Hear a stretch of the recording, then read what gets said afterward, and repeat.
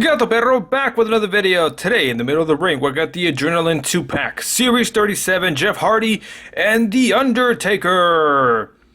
Alright, so here we got Jeff, obviously representing his Armageddon 2008 face paint attire, along with Undertaker, who was nowhere near the triple threat match in which he won the WWE title. Interesting 2-pack. I do have a lot I want to talk about specifically with that Jeff. So taking a quick look at the front, you can see that both of them in the front bottom. Taking a look at the back, the rest of Adrenaline Series 37.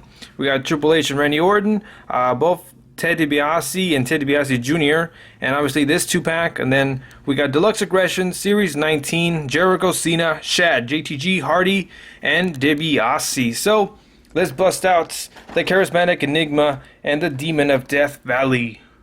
So this 2-pack came out in a time period where JAKKS was basically nearly at the end of their license with WWE.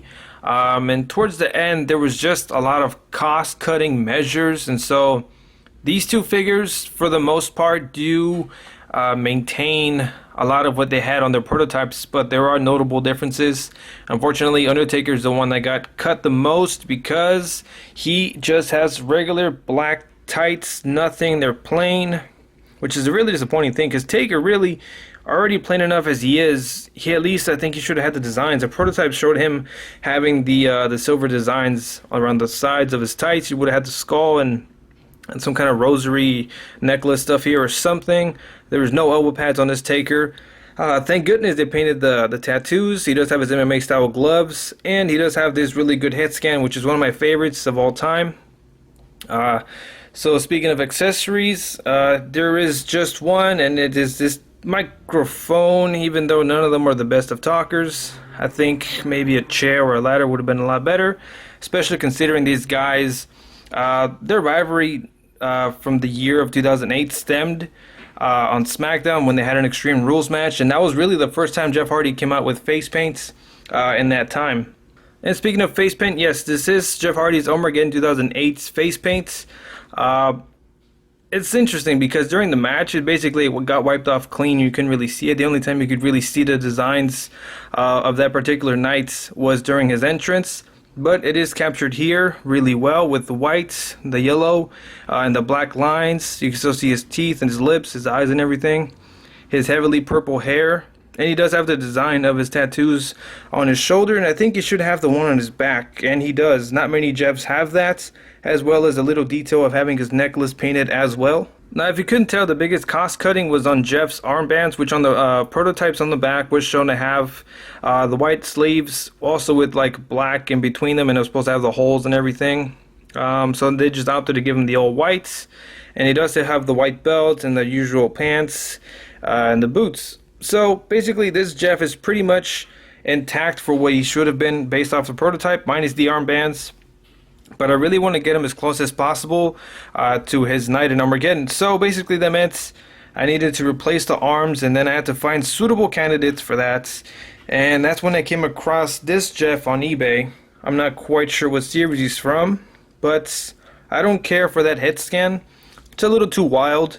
I feel like one eye is bigger than the other. It makes him look really crazy. I think the mouth is just way too wide open. It just looks really crazy. But he does have the correct armbands. So basically what I want to do is just heat up the arms and pop off at the bicep and just swap them out. Although one thing I did not count on was the fact that not all the tattoos are painted equally across these Jeffs. As you can see, they kind of just change color whenever they want.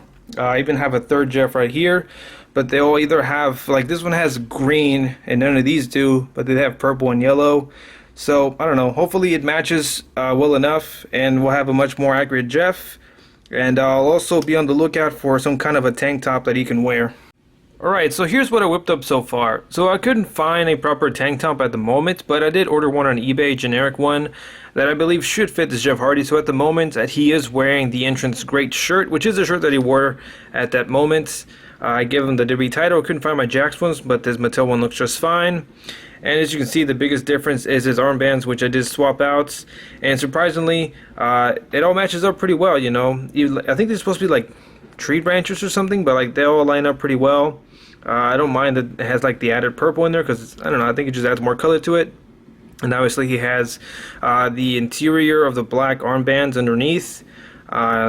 And it does not have any on the palms or anything like the prototype did. But this is as close as it gets. And in my opinion, it just looks a lot more accurate to his Armageddon 2008 match. So overall, I think this 2-pack is mostly worth it for the Jeff, and I think it's the sole reason that this 2-pack goes for a really high amount of money. Finding one brand new and at a good price is a little bit difficult. I did get this one for 60 bucks, which is a little bit high, specifically when it feels like you're only paying for one figure, because this Taker really got shafted in the paint detail area because he has no logos on the tights, and that's quite unfortunate because that's really the only thing that Taker changes up about his gear. So yeah, really cool Jeff. This one's probably the most unique. You're not going to see many Jeffs with the necklace painted and the back tattoo right here of the Hardy Boys logo.